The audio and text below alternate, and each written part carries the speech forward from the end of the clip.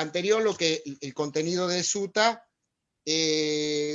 no hay que olvidarse que ahí, independientemente de la redacción y la repetición, cada una de los nutrimentos son estados mentales, ¿no?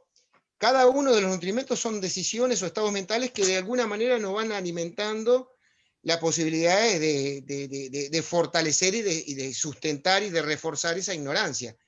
El caso de los cinco elementos, el caso de Sila, ¿no? La conducta inadecuada, porque en realidad abajo lo que tiene que ver con los cinco impedimentos está la conducta inadecuada, ¿no?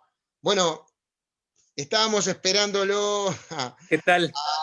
Y estaba de alguna manera, estábamos desplegando un poquito el sutta y la lectura. De acuerdo, sí, muy bien.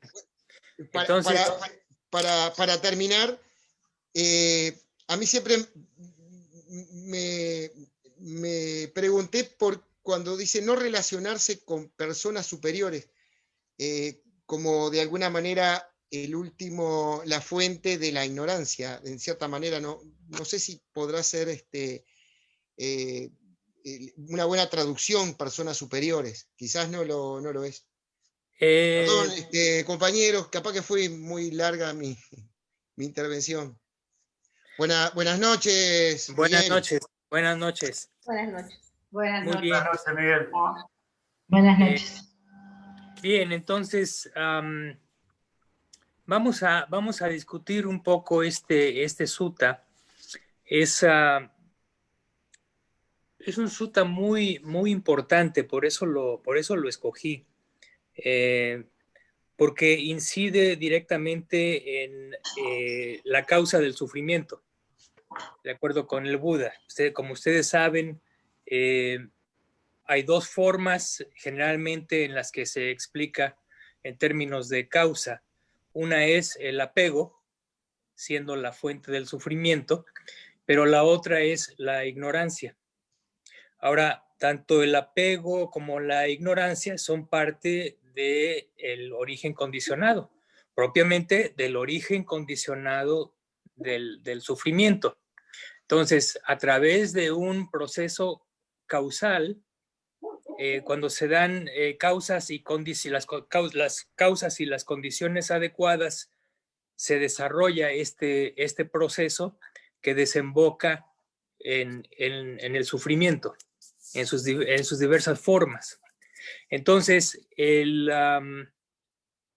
pero digamos que la raíz viene siendo la ignorancia, o avijja, es el término en Pali.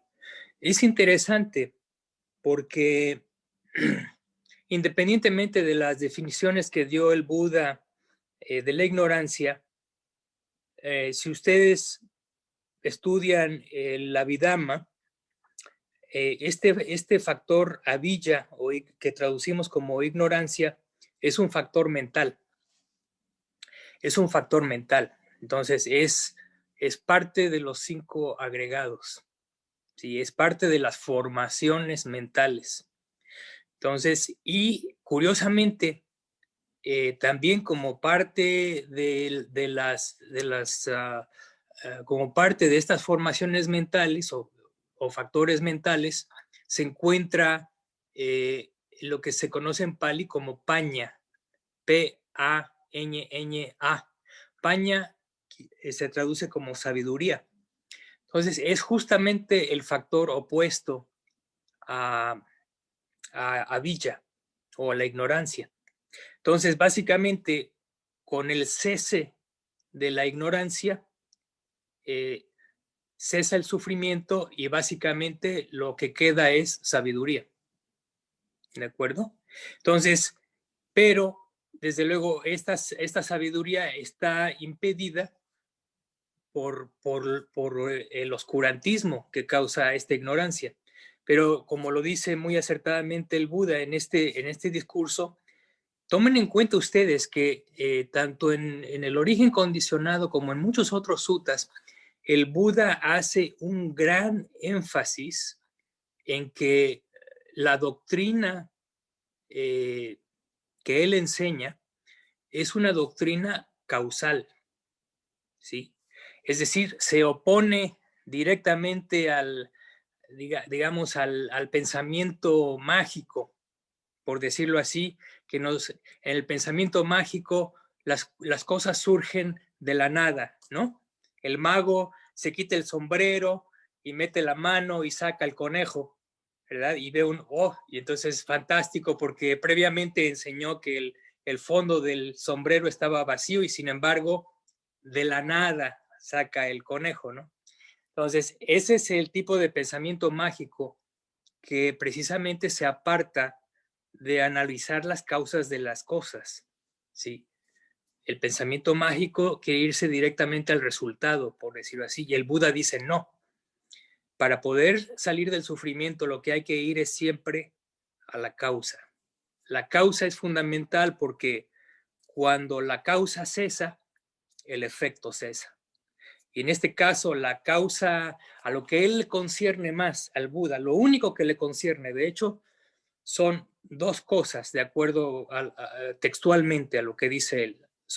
Dice, monjes, a mí me conciernen solamente dos cosas, el sufrimiento y el cese del sufrimiento, ¿sí? Entonces, por eso este discurso es fundamental. Fundamental porque va a la raíz, va a la causa de la ignorancia. En la originación, en el discurso del Mahanidana Sutta, donde el Buda enumera los 12 factores causales del sufrimiento, empezando por ignorancia, no menciona cuál es el factor causal de la ignorancia. Es decir, esa originación dependiente es solamente una ventana definida, sí, pero si uno ampliara esta ventana, uno observa que hay una sucesión causal todavía más hacia atrás y todavía más hacia adelante también. Entonces, esto es muy interesante y lo que yo quisiera hacer es que analizáramos básicamente son tres ventanas. La que precede a la ignorancia, a la causa del sufrimiento, el desarrollo de la ignorancia desde el punto de vista causal y después la serie causal que va desde el sufrimiento hasta el fin del mismo. Entonces son tres ventanas diferentes, pero yo quise iniciar con la digamos, con la primera, por decirlo así, ¿sí? con la fundamental, porque es la que desemboca precisamente en la ignorancia. Entonces, ya entrando de lleno al discurso, dice que esa ignorancia tiene una causa, tiene un nutrimento. Y ese nutrimento es los 5 impedimentos. El deseo sensorial, la aversión, letargo y torpeza mental, agitación y preocupación y duda. Pero esos 5 impedimentos que precisamente nublan a la mente, que la incapacitan para ver la realidad, tienen su causa también. Y la causa de esos es las 3 formas de comportamiento, los 3 tipos de conducta inadecuada, que se definen básicamente como conducta inhábil mental, conducta inhábil verbal y conducta inhábil física. Y eso tiene que ver con los cursos de acción demeritoria y con el romper los preceptos, etcétera, etcétera. Sí, eso viene siendo otro tema, pero esa es la causa de los 5 impedimentos. Ahora, estas 3 formas de conducta inadecuada tienen su causa y es precisamente la no restricción de los sentidos. ¿Sí? Cuando uno simplemente opera, por decirlo así, en automático, cuando uno recibe estimulación a través de las puertas sensoriales, entonces se da lugar al comportamiento inadecuado. ¿sí? Entonces es muy importante restringir los sentidos, es decir, cuando sucede una percepción tiene que haber la suficiente presencia mental para no reaccionar inadecuadamente, ¿sí? Ahora bien, esa carencia de restricción sensorial tiene su causa, ¿sí? Y la causa es un factor muy importante que aquí se traduce como la falta de atención y discernimiento. Es decir, y el opuesto de eso es lo que se conoce en Pali como sati sampajanya. Sati sampajanya, sati quiere decir atención plena. Sampajanya aquí se traduce como discernimiento, pero a mí me gusta más la traducción que es comprensión clara. Entonces, sati sampajanya sería atención plena con comprensión clara, ¿sí? Entonces, la atención plena es precisamente, nuevamente, es aquella facultad, es una facultad y es al mismo tiempo un factor mental sano, ¿sí? Que es precisamente lo que nos dice, lo que nos informa qué cosa es lo que hay en el campo perceptual en el momento presente, ¿sí? Y nos recuerda qué cosa es lo que debemos hacer con respecto a ese campo perceptual. Eso es lo que es sati, ¿sí? No es mera atención. Mera atención es simplemente fijar la mente en un objeto determinado, pero la atención plena tiene esa cualidad de apercibimiento, de no juicio, de limpieza, pero al mismo tiempo, ¿sí? Para que se dé sati, esto es muy interesante, para que se dé la verdadera atención plena, la mente tiene que estar libre de impedimentos. Si la mente está manchada por algún impedimento, no podemos decir que hay atención plena. Puede haber atención, ciertamente, pero no es atención plena. Entonces, es básicamente una definición, podría ser la atención que está libre de impedimentos. Sí, entonces este factor en esta serie causal es de dos partes. Por una parte dice atención y discernimiento o atención y comprensión clara. Entonces ya discutí lo que es la atención. Ahora, el otro factor que es necesario es la comprensión clara o sampajanya. Sampajanya quiere decir algo así como aña es la misma raíz que paña, sabiduría. ¿Sí? Y sampajanya quiere decir, digamos, una visión sabia general que considera el todo. ¿Sí?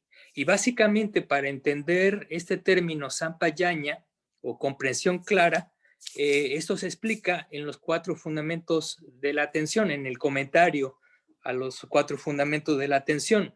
Nos dice que este sampajanya, esta comprensión clara, consta de cuatro elementos, 4 componentes. La primera comprensión es la comprensión de la intención.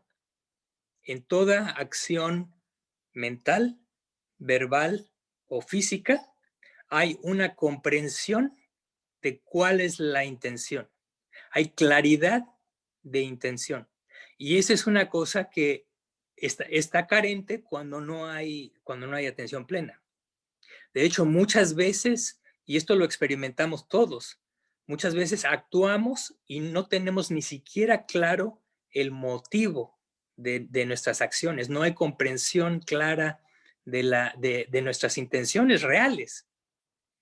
Racionalizamos y justificamos y de alguna forma explicamos, ¿sí? Una vez que la acción, ya sea la intención de hacerla durante el tiempo que la hace uno o al concluirla, siempre existen toda clase de racionalizaciones tratando de explicar nuestra intención, pero eso ya es una construcción que no corresponde a la realidad. Entonces, esta primera parte de Sampajanya indica que hay que tener comprensión de la intención. El segundo factor es comprensión de los medios, la adecuación y el contexto en el cual se lleva a cabo la acción, en donde determina, ahí es en donde uno determina si la acción es adecuada o no. Las circunstancias son adecuadas, los elementos que componen a la acción son adecuados, el tiempo en el que se desarrolla o se ejerce esa acción es el adecuado. Entonces, este es el otro tipo de comprensión que es necesario. Entonces, primero la intención, después vienen los medios, ¿sí? Los medios o la adecuación y el contexto de la acción. Entonces, esto requiere, desde luego, un discernimiento bastante penetrante, ¿no? Que, es decir, tiene uno que hacer una consideración muy general de factores externos, de factores internos, para decidir si uno lleva a cabo una acción o no. ¿Sí? Entonces, es una cuestión que ustedes podrán imaginarse que quien lleva a cabo la acción adecuada, de alguna forma tuvo que tomar en cuenta la adecuación, el contexto y los medios con que hace la acción. Bien, el tercer factor en la comprensión clara, o en lo que se traduce aquí como discernimiento, es el ámbito del meditador. Hay un ámbito específico en el cual uno debe llevar a cabo las acciones como meditador. Hay un ámbito específico. Si uno se sale de ese ámbito, uno está procediendo en forma inadecuada. Entonces, por ejemplo, el meditador estaría atendiendo, porque esto es una cuestión de atención, estaría atendiendo inadecuadamente si se deja llevar, por ejemplo, por placeres sensoriales. ¿Sí? Pierde su atención plena y se envuelve y se pierde en el placer, por ejemplo, o en su opuesto también. Se pierde en el enojo, en la ira, en el descontrol, en la aversión, ¿sí? Entonces, aquí el ámbito adecuado es, por definición, los 4 fundamentos de la atención. Mientras el meditador se encuentre dentro de alguno de los 4 fundamentos de la atención, está en el ámbito adecuado, ¿sí? Para operar, por decirlo así. Los 4 fundamentos de la atención son la atención al cuerpo, la atención a las sensaciones, la atención a los estados de conciencia y la atención a las categorías del Dhamma. ¿Sí? Entonces, ese es un área gigantesca, ¿sí? Los 4 fundamentos de la atención, pero es una categoría del Dhamma en sí que es precisamente la que nos indica en este contexto a qué debemos poner atención. Entonces, el meditador debe atender a una de estas 4 áreas: el cuerpo, las sensaciones, los estados de conciencia o las diversas categorías del Dhamma, como lo son los 5 impedimentos, los 7 factores de la iluminación, las 6 bases sensoriales, el noble óctuple sendero. ¿Sí? Esas son las categorías o los ámbitos en donde es correcto que el meditador esté dando su atención. Bien, entonces, esa es la tercera categoría dentro de esta comprensión clara. Repito, la primera es comprensión de la intención de la acción, comprensión de los medios o la adecuación. El tercero es comprender cuál es el ámbito permitido, ¿sí? Para poner la atención. Y finalmente, el texto dice que el cuarto tipo de comprensión es la comprensión de no ofuscación, de ausencia de ofuscación. Básicamente es la comprensión cuando el factor principal que está operando en la mente es la sabiduría. ¿Sí? Entonces, es el factor que opera cuando hay claridad de entendimiento. ¿Sí? Entonces, este es el último factor de la comprensión clara. Entonces, ahora, continuemos. ¿Cuál es el nutrimento de la comprensión clara y el texto nos dice, el discurso nos dice que es la consideración apropiada, ¿sí? O más bien, la falta de atención y discernimiento tiene su nutrimento, que es la consideración inapropiada. En el Pali, ese término es ayoniso manasikara. Y aquí el Pali el Pali es sumamente útil para entender la profundidad de la definición del término. Consideración inapropiada es una posible traducción, o también se traduce a veces como consideración no sabia o inapropiada, es ayoniso manasikara. Ahora, en el Pali, este ayoniso, el vocablo está precedido por la letra A, y muy similar al español, esa partícula denota negación, ¿sí? Entonces, y en este caso, yoniso tiene la raíz del Pali, que es yoni, Y-O-N-I. Yoni en Pali quiere decir matriz, como en la matriz del cuerpo de una mujer, ¿sí? Entonces, la matriz es el origen de la vida. Entonces, se refiere en forma un poquito análoga a la causa, al origen de las cosas.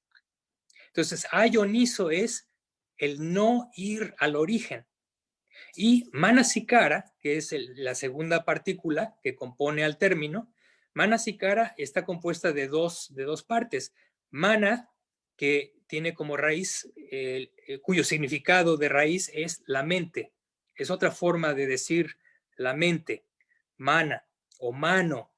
Mano quiere decir mente, mana es ya en la construcción. Manasikara, y entonces, y sikara tiene una raíz similar a sankara. ¿Sí? Es decir, los factores mentales, es decir, son lo que compone a. Entonces, manasikara sería lo que compone a la mente, lo que constituye a la mente. Ahora, si juntamos los dos factores, ¿sí? Yoniso, en la forma positiva, yoniso manasikara sería como los componentes de la mente operando hacia el origen. Es decir, la mente opera hacia el origen. Es decir, lo que quiere decir esto, lo que sería la consideración apropiada, querría decir cómo aplicar la mente para ir al origen de las cosas. Y en este caso específicamente, yoniso manasikara, que es un factor importantísimo, es ir hacia las tres características de la existencia al poner atención a cualquier factor mental o físico. ¿Sí? Entonces, para cualquier factor mental o físico, uno lo observa, uno lo ve, uno lo interpreta de acuerdo con ya sea la impermanencia, la insatisfactoriedad, el no ser. Y un cuarto aspecto de yoniso manasikara es, pero este no es fundamental, es el contemplar al cuerpo como algo no atractivo. Entonces, yoniso manasikara es ir al origen de las cosas, pero ¿en qué forma? En términos de las características esenciales, básicas, fundamentales de todos los fenómenos condicionados. Repito, la impermanencia, la insatisfactoriedad, el no ser, la impersonalidad. ¿Sí? Bien, ahora, cuando uno no hace eso, entonces uno percibe, pero percibe en forma, dice el Buda, pervertida. Uno percibe en forma pervertida. El término en Pali es vipalasa, V-I-P-A-L-L-A-S-A, vipalasa. Y vipalasa quiere decir perversión. Y esta perversión sucede en tres niveles: perversión de la percepción, perversión del pensamiento y perversión de la noción. Una es consecuencia de la otra. Cuando uno percibe en forma pervertida o incorrecta, entonces basados en esas percepciones incorrectas, uno piensa en forma incorrecta, necesariamente, porque la materia prima está equivocada. Entonces, si usamos esa materia prima para pensar, vamos a pensar en forma equivocada también. Y finalmente, si pensamos en forma equivocada, a través de esos pensamientos solidificaremos una noción, un entendimiento del ser, del universo, de lo que es la realidad en forma equivocada. Entonces, la forma de arreglar, de componer esta situación es, no empieza uno con la percepción, porque eso es demasiado inmediato. Uno empieza con la noción. Uno empieza a deconstruir las nociones erróneas y empieza a construir nociones correctas o entendimiento correcto, que es el primer factor del noble óctuple sendero. Entonces, de esa forma, uno empezaría a considerar las cosas en forma apropiada, pero primero como noción. Cuando esa noción queda firmemente establecida, entonces uno empezará a pensar adecuadamente, es decir, de acuerdo con la realidad. ¿Sí? Primero uno entiende, digamos, teóricamente que las cosas son impermanentes, que las cosas son insatisfactorias y que no tienen esencia ni ser, en forma teórica, hasta que llega el momento en que a través del proceso meditativo uno desarrolla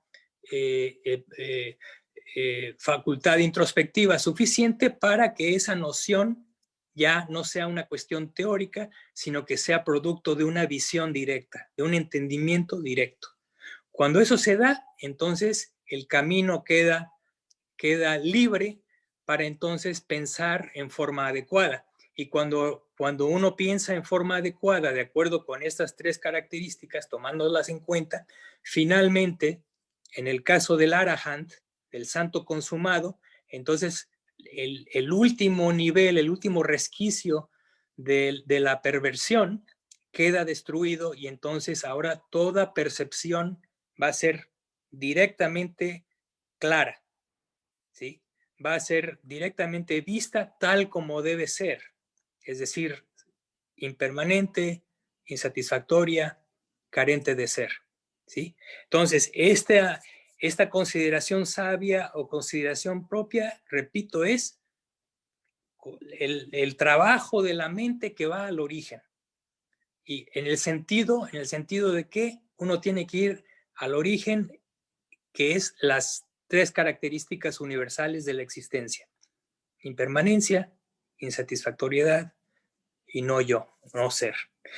Ahora bien, la consideración inapropiada, dice el discurso, también tiene su nutrimento, y ese nutrimento es la falta de fe.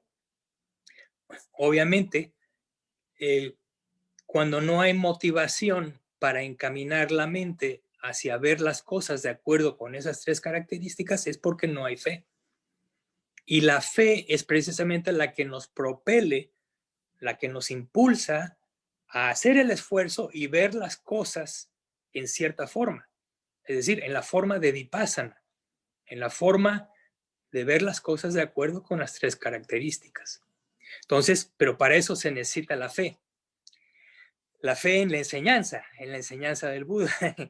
Pero esa fe tiene su origen. Y como lo dice el discurso, finalmente, esta traducción dice el no relacionarse con personas superiores.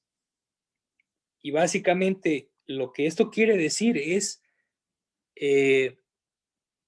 no se relaciona uno con personas que tienen cierto entendimiento del Dhamma. Sí. Es un término un poquito discutible, pero básicamente aquí personas superiores, porque estamos hablando del contexto del canon Pali, se referiría a personas que son nobles, las personas que ya han visto el camino, ¿sí? no en forma teórica, sino en forma directa, ¿sí? Eso es lo que se considera una persona superior. Ahora, al respecto es interesante porque en otros suttas, por ejemplo, cuando el Buda habla sobre los diferentes tipos de maestros, él acepta que puede haber maestros que no necesariamente sean iluminados, sino que tengan un conocimiento básico de la enseñanza. Y eso es válido, eso es válido. Entonces podría también reservarse esa definición para ese tipo de persona, ¿no?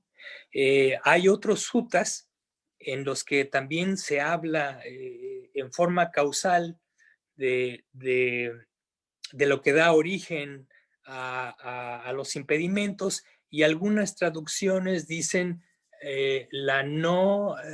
dice que uno no debe asociarse con personas necias, ¿sí?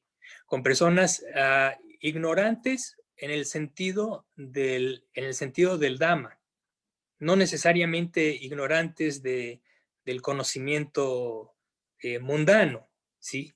Porque desde el punto de vista del Dhamma puede haber personas que tienen un elevado grado de conocimiento, ¿no? Científicos o lo que sea, pero a pesar de ese conocimiento mundano son completamente ignorantes del Dhamma, ¿no? Entonces a eso, aquí se refiere a la no ignorancia del Dhamma, de la enseñanza, ¿no? Ahora, es muy, muy interesante porque cuando uno más o menos conoce todo el canon, uno puede relacionar un sutta con otro y puede establecer una correspondencia.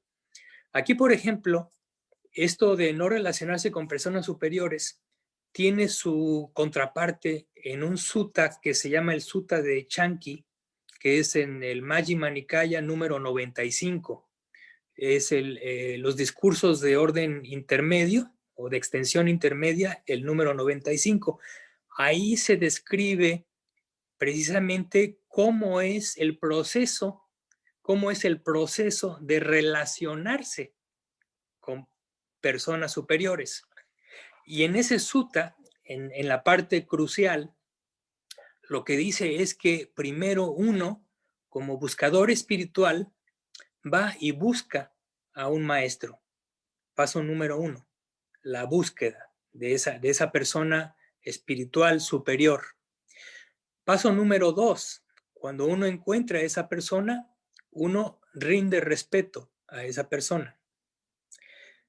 Número 3, cuando uno rinde respeto, entonces uno escucha el Dhamma. Y es muy interesante porque hay una, digamos, una regla monástica que dice que el monje no debe enseñar el Dhamma si hay falta de respeto por parte del oyente.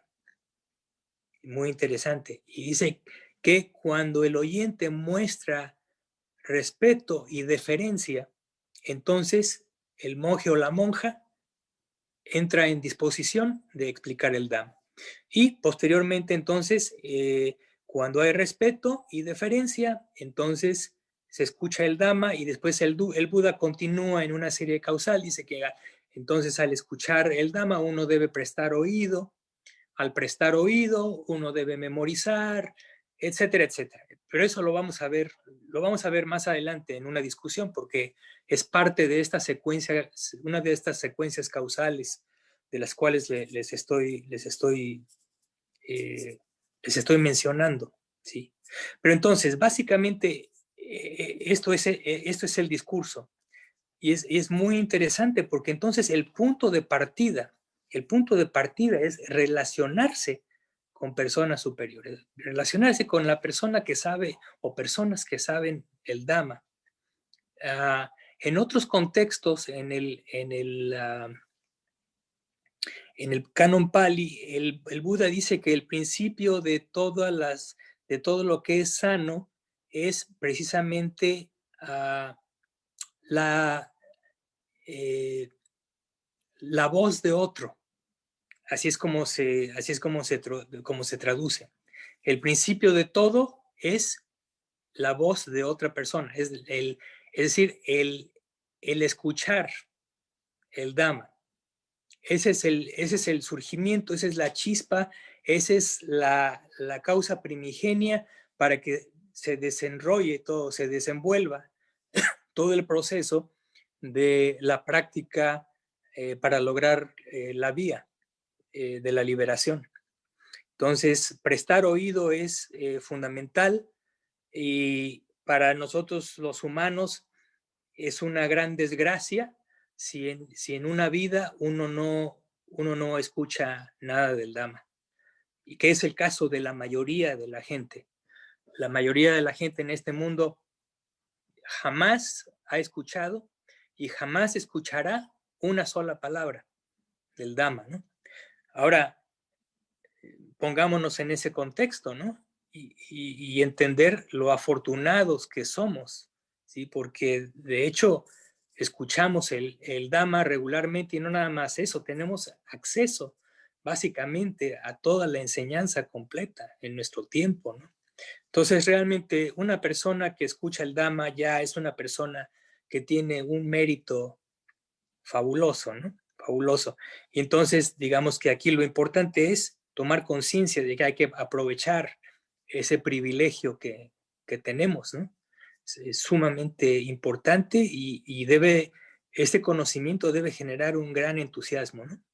Y de regreso al discurso nuevamente, ¿no? Si el principio de todo es relacionarse con personas superiores, hay que buscarlo, ¿sí? Ahora, en este contexto, si ampliamos digamos, la interpretación de esta frase, la relación con personas superiores quiere decir leer un libro, por ejemplo, del Dhamma, de algún autor que hable del Dhamma, o leer cualquier parte del canon Pali, o irse al YouTube y escuchar alguna plática del Dhamma. Es exactamente lo mismo que este factor, ¿no?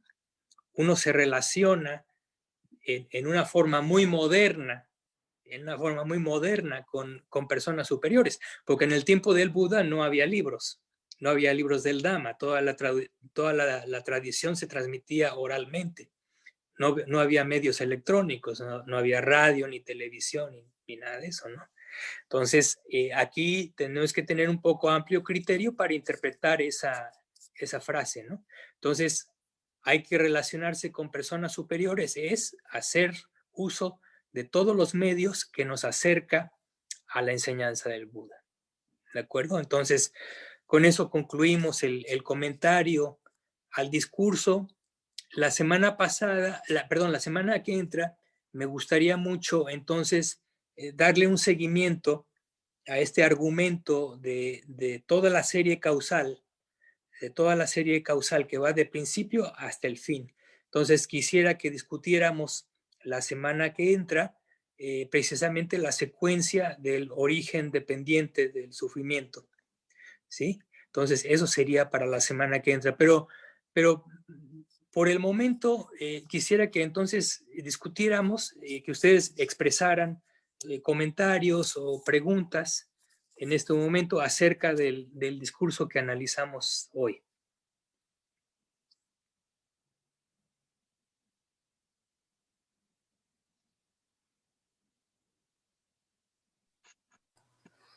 ¿Cómo está, Miguel?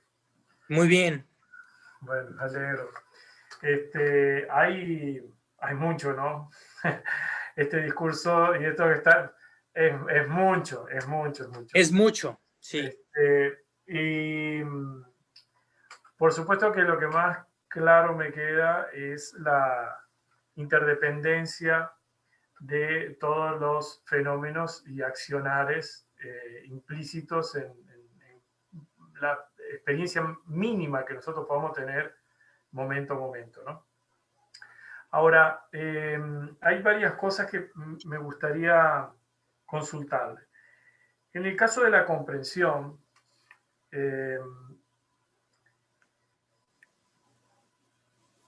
es un tanto, digamos, para quienes no han desarrollado la sabiduría apropiada, digamos, o la claridad apropiada en esta comprensión,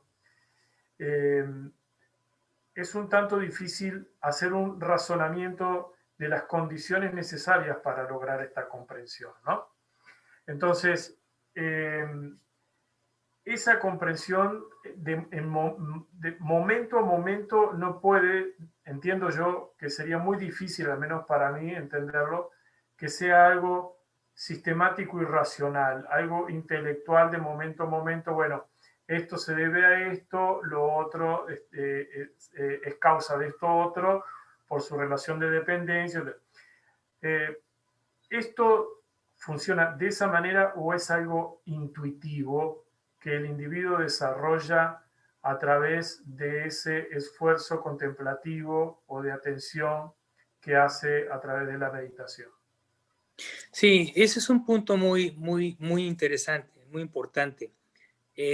Básicamente, vamos a decir que hay podríamos decir en cierta forma que hay dos niveles en los que uno puede operar como practicante en términos de la comprensión clara, ¿no?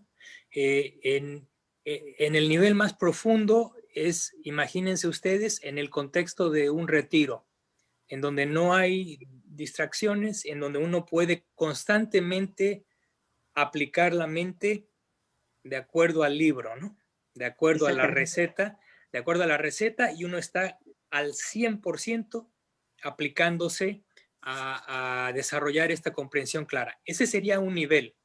Pero si tomamos ahora un nivel más laxo, el nivel, por ejemplo, que se requeriría a nivel de vida cotidiana, entonces aún así, uno puede practicar cierto grado de comprensión clara, ¿no? Y como lo menciona las definiciones del comentario, ¿no? Básicamente es una cuestión simple en el sentido de tener claras nuestras intenciones, tener claro el tono general en el que estamos operando en la cotidianidad, ¿no? Es decir, en hacer un pequeño esfuerzo, aunque sea en medio del tumulto de toda la estimulación cotidiana, uno hace el esfuerzo por prestar atención, aclarar la intención y discernir la forma en que vamos a proceder de acuerdo con el Dhamma. Y aquí este es el calificativo importante, ¿no? Porque en ese sentido uno procede en forma ordinaria, pero siempre teniendo en cuenta que uno está operando de acuerdo con Dhamma.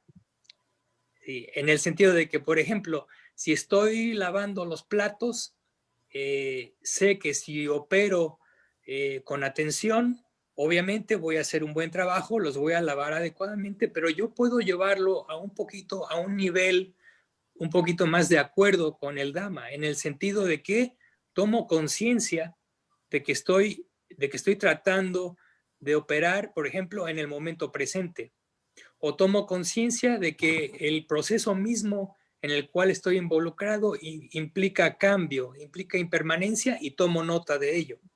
Es decir, de alguna forma reconecto, ¿sí? Tomo lo cotidiano, pero nunca dejo de soltar esa cuerda del Dhamma, ¿no? El ancla, no suelto el ancla del Dhamma, ¿no? Siempre toda acción y todo razonamiento va de acuerdo con el Dhamma, ¿no? El venerable Viradamo, que es un monje ya de mucha antigüedad, él es canadiense, yo lo escuché hacer mucho énfasis en el aspecto, en relación con esto. Él decía que una de estas formas de desarrollar la comprensión clara es operar en forma cotidiana, pero siempre de la mano de la reflexión, ¿sí? Claro. Es decir, y esa reflexión lo que involucra no es cualquier reflexión, no es una reflexión filosófica, no, es una reflexión de acuerdo con el Dhamma. Es decir, es una reflexión que de alguna forma siempre está haciendo conexión o involucrando algún aspecto de la enseñanza, ¿no? El propósito, Entonces, el propósito en ese caso, para relacionarlo con el problema de las perversiones es una transformación de la noción. O sea, Sí. comenzamos a hacer una transformación de nuestra noción acerca de...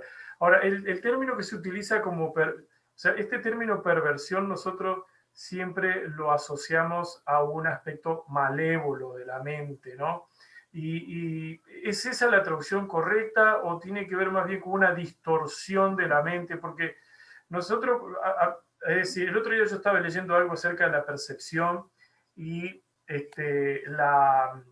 la intención selectiva que tiene la percepción cada vez que nosotros tomamos un objeto, ¿no? O estamos en un escenario y en ese escenario hacemos una selección de lo que queremos percibir, porque muchas veces Sí. no es que no percibimos el todo, sino que nos inclinamos a percibir una parte de ese todo que es aquello que nosotros consideramos favorable o placentero, ¿no? Sí. Sí, ¿sabes? Estoy muy de acuerdo. Tal vez la palabra distorsión sea más adecuada. De perversión. Yo utilizo perversión por inercia porque es el término que originalmente se utilizó para hacer muchas de las traducciones, pero distorsión creo que es un término más adecuado tal vez. Entonces es la distorsión de la percepción, la distorsión del pensamiento y la distorsión de las nociones. Es un buen término. Pudiera haber otros, pudiera uno hacer otro tipo de definición similar. Es interesante. Creo que hay un problema contemporáneo en la traducción del Dhamma, ¿no? Tanto en inglés como en español. Y es un problema importante que no se le da mucha atención, ¿no? Y es, por ejemplo, para un cierto lenguaje como el español, el problema es buscar que haya un consenso general acerca de la traducción de los términos del Pali, ¿no? Como en este caso la palabra es vipalasa. Por eso muchas veces, en aras de la claridad, preferimos simplemente utilizar el término Pali, ¿no? Claro, claro. Y entonces decimos, para que todo el mundo entienda, pues estamos hablando de las tres vipalasas, ¿no? La vipalasa de la percepción, la vipalasa del pensamiento y la vipalasa de la noción o el entendimiento. Entonces, esa es una cuestión delicada, es delicada y bueno, requiere de mucha paciencia porque Bhikkhu Bodhi lo traduce de una forma, Ajanta Nísaro lo traduce de otra forma, completamente diferente. Y sobre todo para el principiante, genera una confusión terrible, una verdadera confusión, porque estamos hablando de lo mismo, pero pareciera que estamos hablando de cosas diferentes. Es un verdadero problema. Es un verdadero problema. Eso no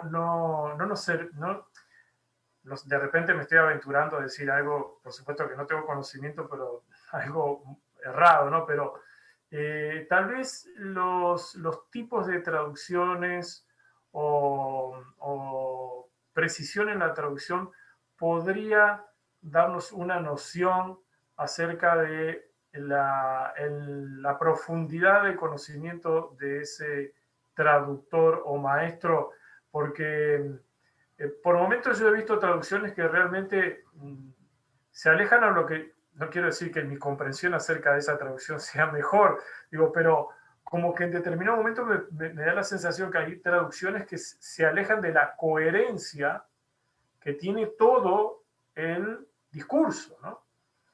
Así es. Sí, completamente de acuerdo, ¿no? Y hay abundantes ejemplos, ¿no? Por ejemplo, Bhikkhu Bodhi traduce dukkha como sufrimiento, pero Ajanta Nísaro lo traduce como estrés. Entonces, los dos tienen razón en cierto sentido, ¿no? Pero toda traducción realmente de dukkha es inadecuada, porque no tiene el alcance, no tiene la diversidad, la profundidad, el alcance del término original del Pali, ¿no? Entonces, en ese sentido, es muy conveniente a lo largo de los años, poco a poco, ir haciendo, uno hace un acervo interno, ¿no? de términos pali clave, ¿no? Que uno debe conocer, ¿no? Como practicante del budismo, de la meditación, uno debe tener ya una noción clara de cuáles son esos términos fundamentales, hay que saberlos bien. Y entonces uno puede comunicarse en forma más efectiva. Sí. Soledad, quería decir algo. Quería. Hola. Sí, Soledad y después Ítalo, por favor. Bien. No. Soledad. Miguel, bueno, como siempre, muchas gracias por la charla. Ahora, yo entiendo todo el proceso, toda la secuencia, más o menos voy comprendiendo, pero la realidad es que tengo un gato acá que me pinta. Bueno, la realidad es que yo quiero preguntar en la vida misma, en lo cotidiano, porque nosotros lamentablemente poco y nada podemos hacer un retiro. Entonces, en la vida cotidiana se nos presentan muchas situaciones y muchas veces la verdad que estamos en piloto automático. Sí. Por lo menos hablo de mí. Y muchas veces ante situaciones que, claro, ya soy mayor, entre comillas, y he aprendido a aplacarme un poco. Pero muchas veces como que reacciono antes de reflexionar. Entonces, mi pregunta es la siguiente. Ante esta situación, una buena herramienta, por lo menos a mí me sirve, sería, ante la situación, tomar ese minuto de respiro, de reflexión, ¿no? Ahora, claro, esto es un hábito que hay que ir generándolo, porque sí, sobre todo cuando vemos situaciones en las que nos sentimos que nos agrede a nuestro yo, ¿no? Cuando lo tomamos como personal la situación, como que sentimos esa necesidad de defendernos, de reaccionar, de responder. Entonces yo encontré que mi respuesta más hábil a veces es tomar tiempo, tomarme un tiempo para pensar, ¿no? Para poder dar la respuesta de repente más hábil. Entonces, sí, no sé si lo que hago estaría dentro de la herramienta posible, ¿no? Es muy interesante. Es muy interesante porque estás completamente en la vía correcta. Exactamente eso es lo que haces. Esa es una de las características, por cierto.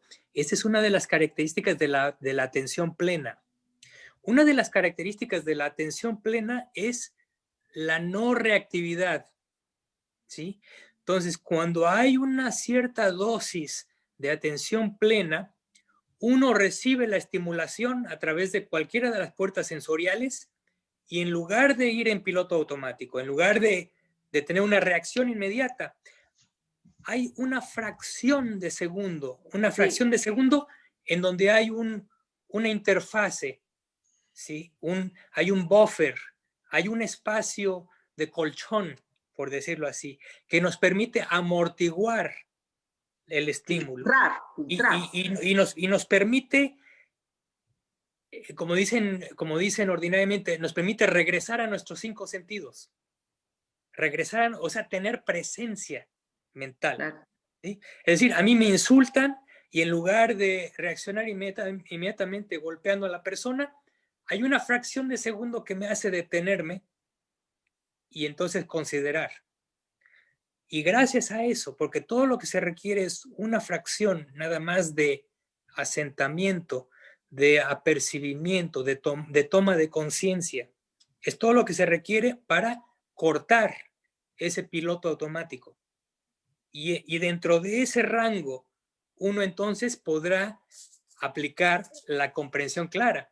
Uno entenderá el contexto, uno entenderá cuál es la intención acerca de lo que va a hacer uno inmediatamente, etcétera, etcétera. Pero eso nos lo provee la atención plena. Ahora, aquí viene lo importante. La pregunta obligada sería, bueno, entonces aquí la cuestión es realmente cómo podemos traer a la mente, aunque sea una mínima dosis de atención plena. Y la respuesta la da el Buda. La respuesta del Buda es la más fácil de todas, es el primer fundamento de la atención, la atención al cuerpo.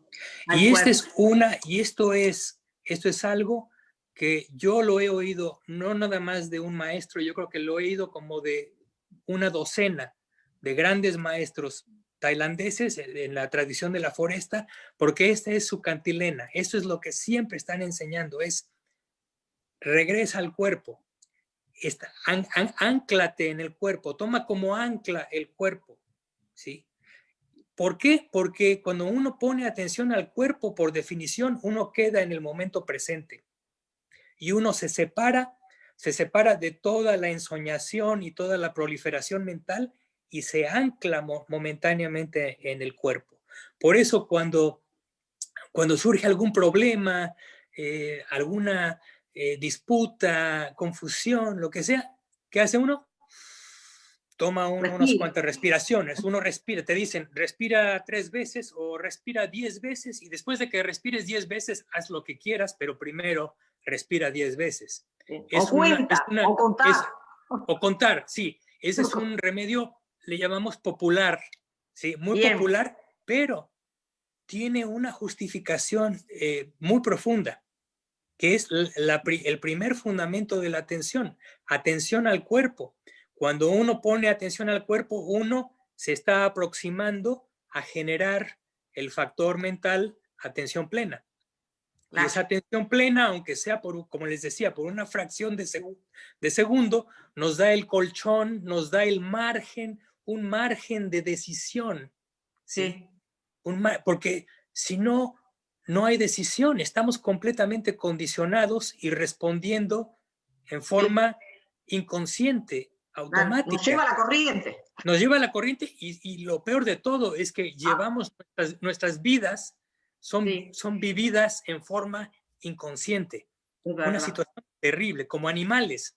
Eso no puede ser. Tenemos que centrarnos, tenemos que detenernos, tenemos que centrar, tomar ancla. Y el Buda nos da la receta, mira, nos toma de la manita, me dice, mira, lo primero de lo primero, atiende al cuerpo. Olvídate de las grandes teorías del Dhamma y de la originación dependiente y de Olvídate de eso, atiende al cuerpo, atiende a tu cuerpo, pero en la experiencia. Claro. Por eso yo decía de la vida cotidiana, utilizarlo sí, ahí. Claro. Entonces, esa es la forma. No necesitamos ir a un retiro de meditación. Tenemos ese recurso. Claro. Y entonces, esa atención al cuerpo puede ser las posturas del cuerpo, tomar conciencia de la postura, ¿sí? Tomar ¿cómo le llaman? Una revisión de la postura, un apercibimiento, esa es una forma. Otra es atención a la respiración. Estamos en el banco, esperando en la línea, esperando ser atendidos. Bueno, no tenemos nada que hacer, podemos atender a la respiración. Es gratis, no tenemos que pagar, es fácil, ahí está siempre. Entonces atiende a la respiración y te centra, ¿no? Y así tenemos todos estos recursos en el cuerpo para centrarnos, ¿no? Sí, eso es. Gracias, Miguel. Muchas gracias. Sí. Ítalo, ¿tú querías comentar algo? Sí, con relación a... Antes que tú estuvieras, estaba un poco como que centrándome en el tema de Yoniso Manasikara.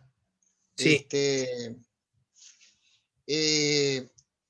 Yoniso Manasikara yo lo comprendo, quiero un poco corroborarlo, ¿no? Como consideración correcta o un pensar en un camino correcto, es decir, un método en el cual yo produzco una forma de pensar que de alguna manera va al origen, correctamente. Ahora, en algún momento quizás leí, no sé si tiene que ver con Yoniso Manasikara, pero alguien que va corriendo, da cuenta de sí que va corriendo, luego se para camina más rápido, camina posteriormente, luego se para y luego se agacha y luego se acuesta. Como que hay como, no sé si lo han escuchado los compañeros de YouTube a esto, que está vinculado un poco con Dionisio Manasikara, que como que va siempre como ralentizando y buscando un camino. Ahora la pregunta es, cuando se practica Vipassana, ¿se puede practicar Dionisio Manasikara de manera no como un mecanismo especulativo del pensamiento, digo, con una base de alguna manera, una base filosófica, no, pero siempre en el marco de los Satipatthana, si de esa manera se puede como técnica utilizar en Vipassana Dionisio Manasikara? Sí, de hecho, Dionisio Manasikara es parte de Vipassana. Es un componente de Vipassana, Dionisio Manasikara. Entonces, hay que recordar, podríamos decir que son dos grandes aspectos en Dionisio Manasikara. Uno es, uno ve todo fenómeno físico o mental como de acuerdo con las tres características. Y adicionalmente, uno considera el cuerpo como no atractivo. Ese es un aspecto de Dionisio Manasikara. Y el otro aspecto es lo que decías tú con la analogía de la persona que corre, después camina, después se detiene y después se acuesta. Es básicamente uno hace la consideración de que todo funciona en forma causal. Entonces, uno constantemente está reflexionando, ¿y cuál es el origen de esto? Esto se está manifestando. ¿Cuál es la causa? ¿Y cuál es la causa de la causa? ¿Y cuál es la causa de la causa? Es una forma en la que operamos, es una forma, de hecho, es parte de lo que llamamos el segundo factor de la iluminación, la investigación del Dhamma. Investigación del Dhamma, sí. Es la investigación. Uno investiga, pero ¿qué investiga uno? Uno investiga los factores de surgimiento de los fenómenos. ¿Qué investiga uno? Uno investiga los factores de cese de las cosas.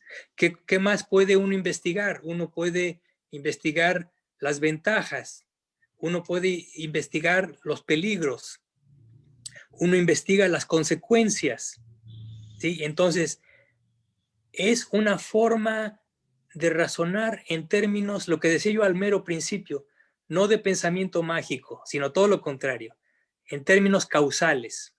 Ver todo en términos de causa y efecto y tratar de entender, por supuesto, cuáles son esas causas y cómo operan, ¿no?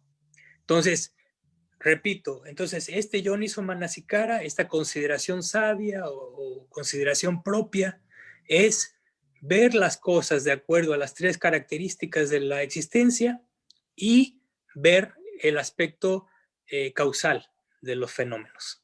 O sea, empezar a modificar la mente, a entrenarla para que funcione de esta forma. Es como un filtro, uno establece un tipo de filtro muy especial.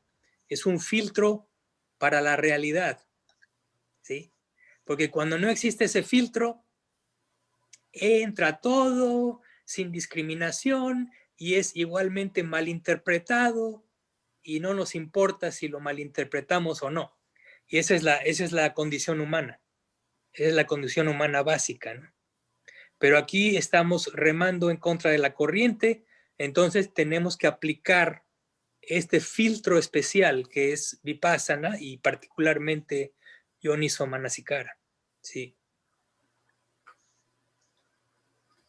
Sí, y esa a su vez, ese ejercicio de la observación causal es como también instrumento para una modificación de la noción del yo, ¿no? Porque una vez comienza a entender que no hay ninguna manifestación que esté aislada de una causa, ¿no? Así es. así es. Sí, tiene mucha relevancia con ese aspecto, definitivamente, ¿no? Sí. Muy bien, bueno, Ahora, pues perdón, la última pregunta, Miguel. sí. Las nociones erróneas no requieren, digamos, la, la experiencia de forma directa acerca de los fenómenos que lo originan, ¿no? Uno puede hacer eso a través de un ejercicio intelectual también. El Buda nos dice textualmente que existen dos tipos de entendimiento correcto. Efectivamente, el primer tipo de entendimiento correcto es el entendimiento correcto conceptual o intelectual, que es absolutamente necesario. Y de hecho es el preámbulo de lo que es el entendimiento correcto que podríamos llamar vivencial. Es el entendimiento correcto que es profundamente transformador y que pone a la mente en la vía, en la vía del Dhamma, ¿no? Sí. Así que uno es mundano y el otro es supramundano. Entonces son dos tipos de entendimiento correcto. Así que hay esperanza para aquellos que todavía no tenemos esa experiencia directa.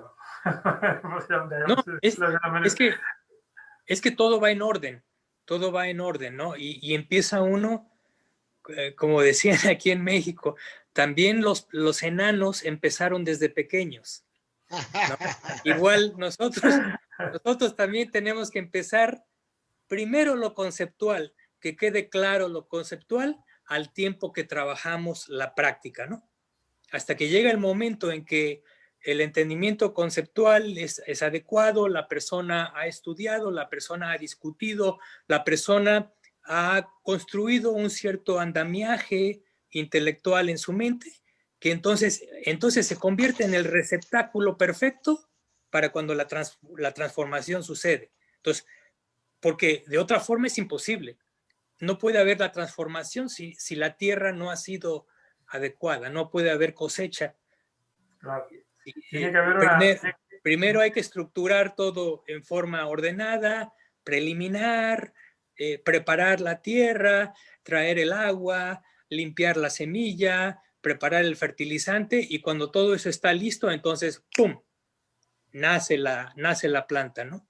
Entonces, igual aquí con esto del Dhamma, son muchos años de práctica, de estudio, de meditación, de esfuerzo, de cambio de comportamiento, etcétera, etcétera, hasta que llega el momento en que esa mente está lista para ser transformada, ¿no?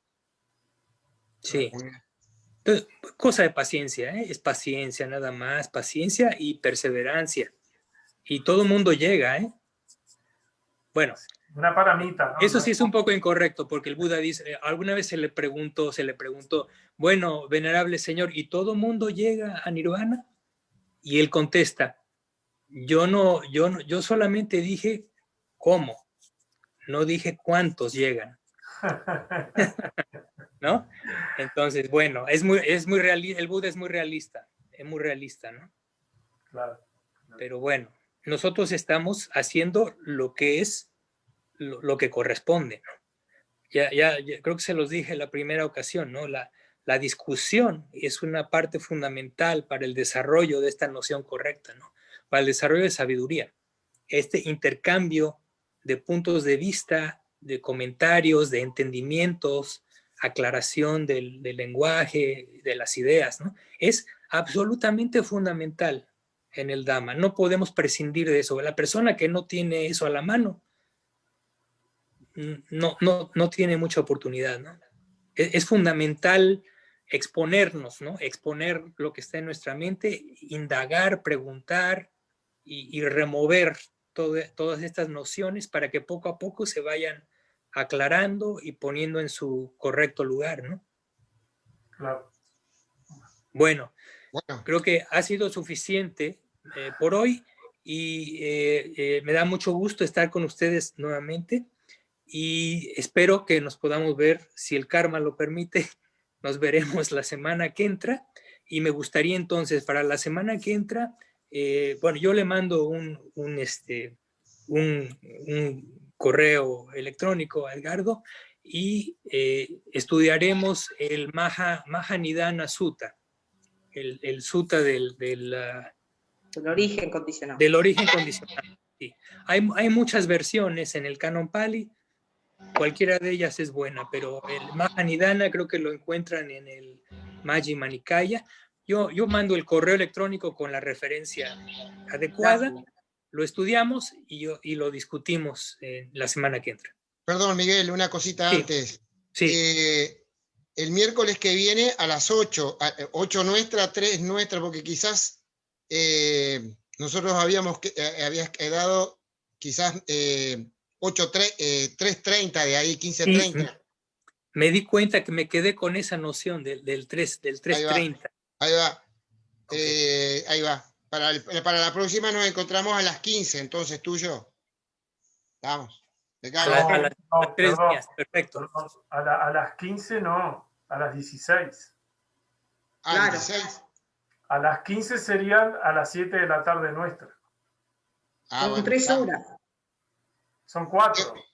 No, son Por 4. 4. Por eso. También 4. A las 4 de allá, 8 acá. 16 horas entonces. 16 horas. 16 horas de aquí. Bueno, muchas gracias. Muchas gracias. Muchas gracias. Saludos a todas las compañeras. Muchas gracias, gracias. Gracias. Muchas gracias. Muchas gracias.